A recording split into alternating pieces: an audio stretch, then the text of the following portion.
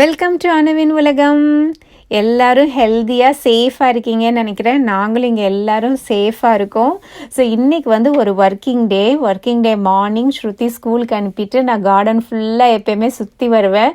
அந்த டைம் தான் இந்த வீடியோ கவர் பண்ணிகிட்ருக்கேன். எவ்வளோ கலர்ஃபுல்லாக இருக்குது பார்த்தீங்களா எங்கள் கார்டன். எல்லா கலர் ஃப்ளவர்ஸ் இருக்குது. Red colour, pink colour, purple colour, peach colour அப்படின்னு ஃப்ளவர்ஸாக இருக்குது. எங்கிட்டு திரும்பினாலுமே சூப்பராக இருக்குது. எனக்கு இந்த டைம் வந்து என் கார்டனை ரசிக்க ரொம்ப பிடிக்கும்.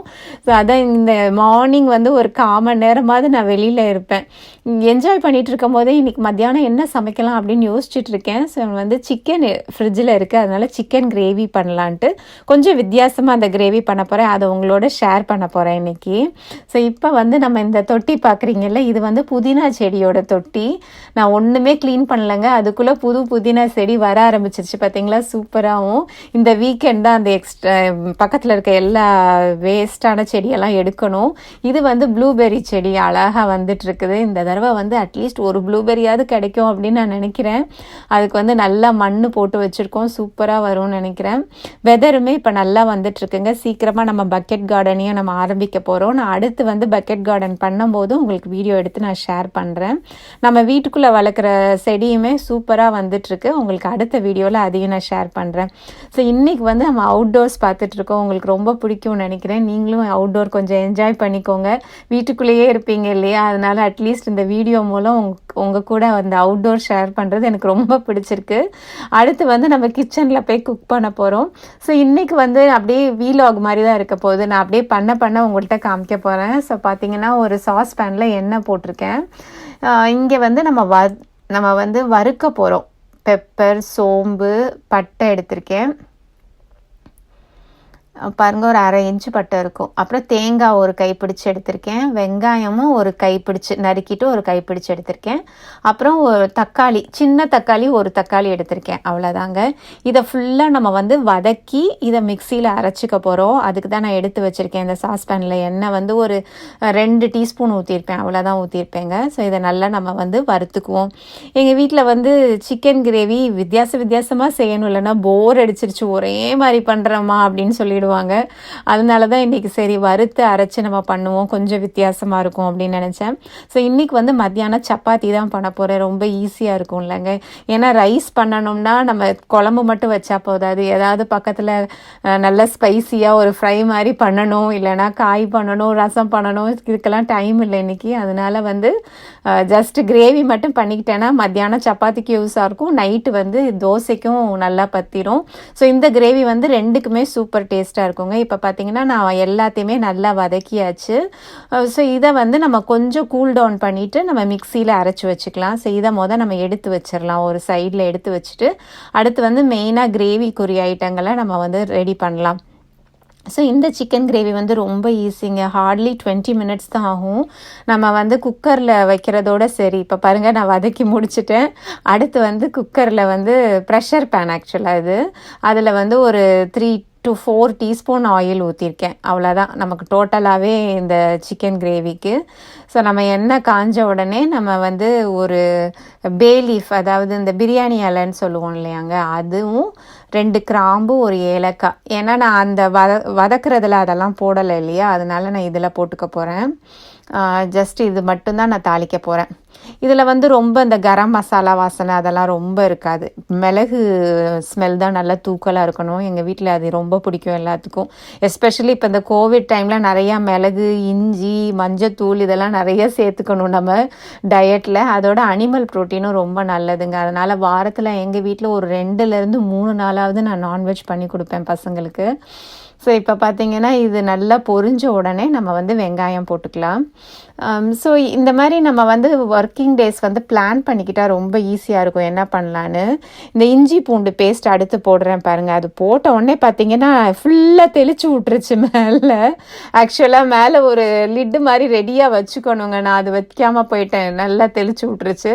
அடுத்து ஒரு 2 செகண்ட்லேயே வந்து ஆனியனை போட்டுட்டேன் நான், அதனால கொஞ்சம் சப்சைட் ஆகிடுச்சு.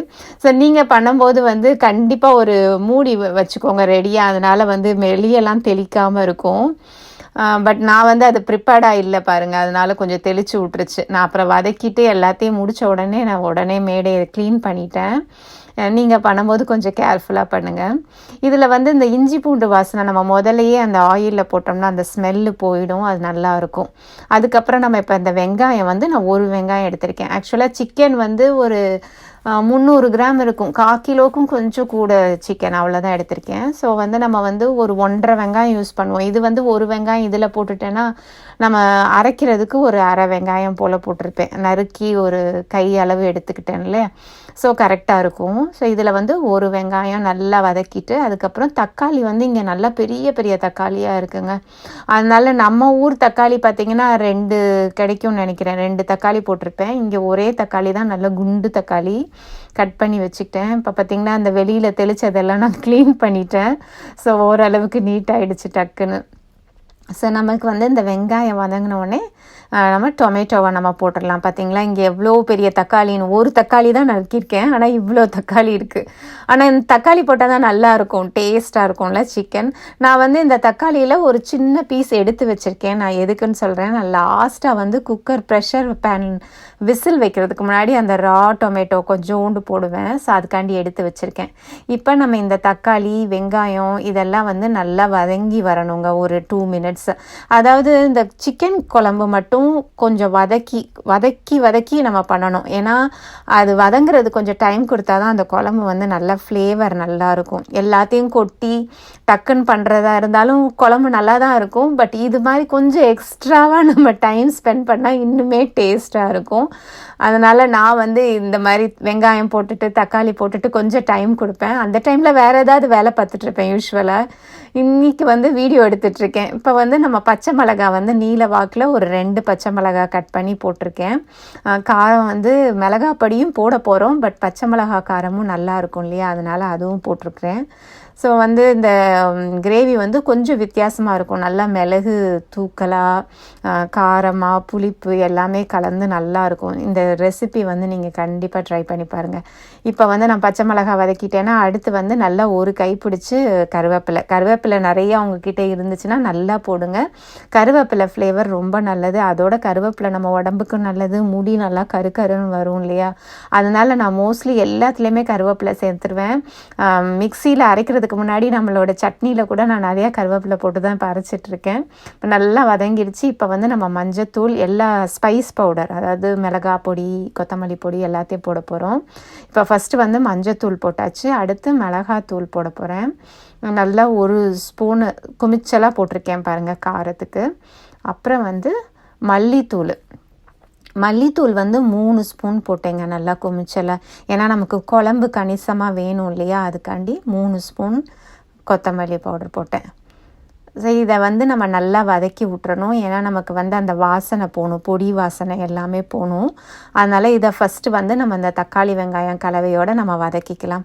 சில பேர் வந்து இந்த அரைச்சி ஊற்றுற குழம்புல வந்து மல்லி விதை வரமிளகாலாம் வதக்கி அரைப்பாங்க. எனக்கு வந்து அதுக்கெலாம் டைம் பத்தாது. அதோடு அந்த ஃப்ளேவர் வேறு மாதிரி இருக்குது, சிக்கன் ஃப்ளேவர். இது வந்து நல்ல டேஸ்ட்டாக இருக்குது இந்த ஃப்ளேவர். நான் அடுத்து வந்து பார்த்திங்கன்னா உப்பு தேவையான அளவு போட்டிருக்கேன். அதில் நீங்களும் உங்களுக்கு தேவையான அளவு போட்டுக்கோங்க. நான் வந்து ஒரு 3.5 டீஸ்பூன் உப்பு போட்டிருப்பேன். கரெக்டாக இருந்துச்சு என்னோடய சிக்கனுக்கு. எங்களோட சால்ட் வந்து கொஞ்சம் நல்ல உப்புத்தன்மை ஜாஸ்தியாகவே இருக்குது, அதனால் கொஞ்சம் பார்த்து தான் யூஸ் பண்ண வேண்டியிருக்கு. இப்போ நம்ம இதெல்லாம் போட்டுட்டு ஒரு 2 நிமிஷம் நம்ம வதக்கி விட்டோம்னா கரெக்டாக இருக்கும். இப்போ நம்ம வறுத்தோம்ல அதை ஆற வச்சு நல்லா மிக்சியில் அரைச்சாச்சு. இப்போ அந்த பேஸ்ட்டையும் வந்து நம்ம இந்த கிரேவியில் போட்டுருவோம். இந்த மசாலாவோடு சேர்ந்து நல்லா வந்து வாசனை போகிறதுக்கு வதக்கி விட்டுறலாம். ஏன்னா நம்ம மிளகாய் பொடி மல்லிப்பொடி போட்ட உடனே ஒரு லேசாக கமர்ற மாதிரி வரும்ல, அதை வந்து உடனே டக்குன்னு நிப்பாட்டுறதுக்கு ஏதாவது வெட்டாக பொண்ணு இல்லைன்னா கொஞ்சமாக தண்ணி ஊற்றிக்கிட்டிங்கன்னா உங்களுக்கு அது கமராமல் இருக்கும். இப்போ நான் இந்த அரைச்சி வச்ச பேஸ்ட்டை போட்டுட்டேன், அதனால் கமரவே இல்லை. நல்ல வாசனையாக இருந்துச்சு, அது நம்ம செய்யும் போதே நல்ல வாசனையாக இருந்தது அந்த குழம்பு. இப்போ இதை நல்லா வதக்கி விட்டுட்டு மிக்சியில் வந்து கொஞ்சம் தண்ணி ஊற்றி கழுவி அந்த தண்ணியை கூட நீங்கள் ஊற்றிடலாம் இதில். ஏன்னா வந்து நமக்கு இப்போ வந்து எப்படி நான் ஒரு 5 மினிட்ஸ் நான் விட்டுருவேன். அதனால் நான் நல்லா மிக்சியை கழுவிட்டு அந்த தண்ணியை நான் ஊற்றிட்டேன். மொத்தமாக வந்து 1 கப் தண்ணி இந்த கிரேவிக்கு நான் யூஸ் பண்ணணும்னு நினச்சிருந்தேன். அதில் வந்து கொஞ்சம் தண்ணி இந்த மிக்சியில் கழுவி ஊற்றியாச்சு. இப்போ இது வந்து ஒரு 5 மினிட்ஸ் இது வதக்கட்டும். வதங்குறதுக்குள்ளே நம்ம வந்து கோழியை வந்து நல்லா கழுவி எடுத்து வச்சுக்கலாம். நான் வந்து எப்பயுமே நான் சொன்னேன் இல்லையா, நான் வீக்கெண்ட்லேயே கட் பண்ணி ரெடியாக வச்சுருப்பேன். ஸோ ஜிப்லாக்கில் ஃப்ரிட்ஜில் வச்சுருந்தேன், ஃப்ரீசர்லேருந்து எடுத்து ஃப்ரிட்ஜில் வச்சுருந்தேன். அது வந்து நல்லா ஆகிடுச்சு. இப்போ வெளியில் எடுத்து நல்லா வாஷ் பண்ணியாச்சு. ஸோ இப்போ பார்த்திங்கன்னா குழம்பு வந்து ஓரளவுக்கு நல்லா கொதிச்சிருச்சு ஒரு 5 மினிட்ஸ். இங்கே பார்த்திங்கன்னா அந்த பாத்திரத்தில் சிக்கன் எடுத்து வச்சுருக்கேன் பாருங்கள், நல்லா தை பீஸ் இது. ஸோ நல்லா வந்து ஒரு 300 கிராம் கிட்ட இருக்கும். எல்லா கோழியும் நம்ம இப்போ இதில் போட்டுடலாம். போட்டுட்டு நல்லா இதோட மிக்ஸ் பண்ணி விட்டுறலாம். விட்டோம்னா அந்த கோழியிலேருந்து தண்ணி அதுவே வரும், நிறைய தண்ணி வரும் கோழியிலேருந்து. ஸோ அதெல்லாம் கொஞ்சம் வர வரைக்கும் நம்ம வந்து திறந்தே வச்சுருப்போம் குக்கரை. குக்கர் வந்து கடைசியில் தான் மூடணும், ஏன்னா இந்த ஸ்மெல் இதெல்லாம் போகிற வரைக்கும் நம்ம கொஞ்சம் டைம் கொடுக்கணும் அதுக்கு. ஸோ இப்போ நான் இதெல்லாம் நல்லா மிக்ஸ் பண்ணிவிட்டு மூடி வைக்க போகிறேன். கொஞ்சம் நேரம் கழித்து தான் நம்ம விசில் வைக்க போகிறோம். ஸோ இதெல்லாம் வந்து நல்லா மிக்ஸ் பண்ணி வச்சுட்டேன். ஸோ இது மிக்ஸ் ஆகிட்டுருக்க நேரத்துக்குள்ளே நம்ம வந்து கொஞ்சம் அது கொதிக்கணும் இல்லையா, அந்த டைமில் நான் என்ன பிளான் பண்ணியிருக்கேன்னா சப்பாத்தி மாவு பிசைஞ்சு வச்சிடலாம் அப்படின்னு நினச்சிருக்கேன். ஸோ இதை கொஞ்சம் நேரம் விட்டுட்டு நான் போய் மாவு பிசைய போயிட்டேன். ஏன்னா என்னோடய மார்னிங் டைம் நான் எப்படி வந்து யூஸ் பண்ணுறேன்னு உங்களுக்கு கரெக்டாக சொல்லிகிட்டு இருக்கேன். இப்போ பாருங்கள், அந்த 1 கப்பில் கொஞ்சம் தான் மிக்ஸி கழுவுனேன். இப்போ மிச்சம் இருக்க தண்ணியை நான் குழம்புல ஊற்றிட்டேன். ஏன்னா அந்த கோழி வந்து கொஞ்சம் நேரம் விட்டுருந்தேன், ஒரு 5 மினிட்ஸ் போல் விட்டுருந்தேன். பார்த்தீங்கன்னா எல்லாம் பாருங்கள் வெள்ளை கலர் ஆயிடுச்சு பாருங்கள். அந்த பிங்க்லேருந்து ஒயிட்டாக மாறுற வரைக்கும் விட்டுறணும். இப்போ நல்லா வந்து ரெடி ஆகிடுச்சு. நம்ம வந்து டேஸ்ட்டு பார்த்துக்கோங்க இந்த டைமில், உப்பு காரம் புளிப்பு எல்லாம் இருக்கான்னு பார்த்துக்கோங்க. பார்த்துட்டு எனக்கு எல்லாமே கரெக்டாக இருந்துச்சுங்க, நான் ஒன்றுமே ஆட் பண்ணல. அதுக்கப்புறம் நம்ம வந்து இந்த குக்கரை மூடி வைக்க போகிறோம். அது மூடி வைக்கிறதுக்கு முன்னாடி நான் இந்த சீக்ரெட் இன்க்ரீடியன்ட் சொன்னேன் இல்லையா, இந்த பச்சை தக்காளியை மேலே வந்து இப்படி பிழிஞ்சு விட்டுருங்க, நல்ல டேஸ்ட்டாக இருக்கும். அந்த தக்காளி நீங்கள் எடுத்து சாப்பிடும்போது சூப்பராக இருக்கும். எனக்கு இது ரொம்ப பிடிக்கும் இந்த மெத்தடு, அதனால் நான் கடைசியில் வந்து போட்டுட்டேன். அந்த சுற்றி இருக்கிறதையும் நான் வலிச்சு விட்டுட்டேன். குக்கர் வந்து ரொம்ப சூடாக இல்லைங்க, நீங்கள் இல்லைன்னா கரண்டி வச்சே நீங்கள் இது பண்ணிக்கோங்க. அதோட நம்ம வந்து இப்போ மூடி வைக்க போகிறோம். மூடி வச்சுட்டு விசில் வைக்க போகிறேன். விசில் வந்து நான் 2 விசில் தான் நான் விடுவேன், ஏன்னா கோழி வந்து டக்குன்னு வெந்துடும். ஆல்ரெடி நம்ம இவ்வளோ நேரம் குக் பண்ணதுலேயே ஒரு காவாசி வெந்திருக்கும். ஸோ நம்ம வந்து ப்ரெஷர் வச்சு ஒரு 2 விசில் வந்தோடனே நம்ம ஆஃப் பண்ணிடலாம். அதோட அவ்வளோதாங்க. ஆஃப் பண்ணிவிட்டு மேலே ஆஃபீஸ் வேலை பார்க்க போயிடுவேன். இது வந்து லன்ச் டைமுக்கு தானே, ஸோ நமக்கு வந்து லன்ச் டைமுக்கு ரெடியாக இருக்கும். ஸோ நான் குக்கர் வந்து ஆஃப் பண்ணிவிட்டு ஒர்க் பண்ண போயிட்டேன்.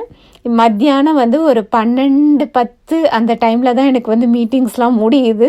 அதுக்கப்புறம் தான் வந்து செக் பண்ண போகிறேன். பாருங்கள், ஓரளவுக்கு வந்துட்டேன். மணி வந்து 12:10 தான், கரெக்டாக தான் சொல்லியிருக்கேன். ஸோ 12:10 போல் வந்தாச்சு. வந்து நான் திறந்து பார்க்குறேன் பாருங்கள், நல்லா ஆறி போயிருந்திருக்கும். ஆனால் வந்து நல்ல ஜூஸியாக நல்ல டேஸ்ட்டாக இருக்குது. திறக்கும் போதே வாசனை நல்லா வந்துச்சு. நல்ல எண்ணெயுமே வந்து மேலே மிதந்துட்டுருக்கு பாருங்கள். நம்ம கொஞ்சம் தான் ஆயில் விட்டோம், பட் கோழியிலேருந்தே நமக்கு அந்த கொழுப்புலாம் இருக்கும் இல்லையா, அதுலேருந்து கொஞ்சம் ஆயில் வந்திருக்கு. நல்லா வந்து குழம்பு கன்சிஸ்டன்சி கரெக்டாக இருக்குது.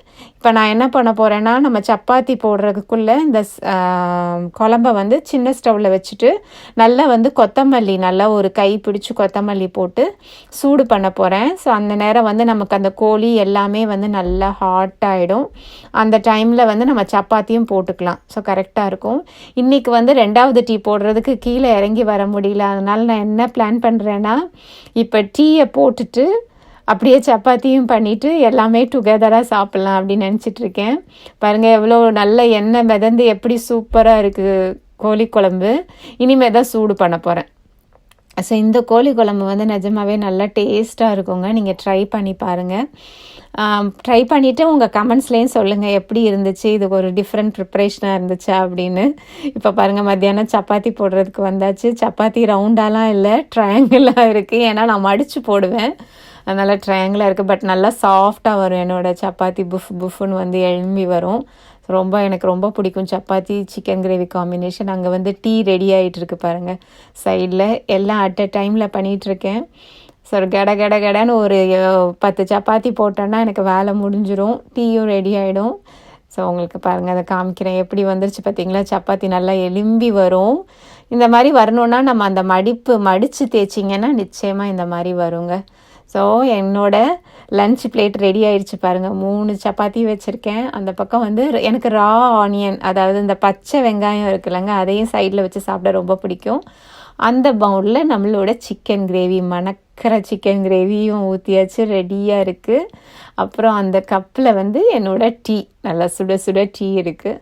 ஸோ ஆஃப்டர்நூன் நான் இந்த லன்ச்சு தான் சாப்பிட போகிறேன். சாப்பிட்டுட்டு திரும்ப ஆஃபீஸ் ஒர்க்கை கண்டினியூ பண்ண போகிறேன்.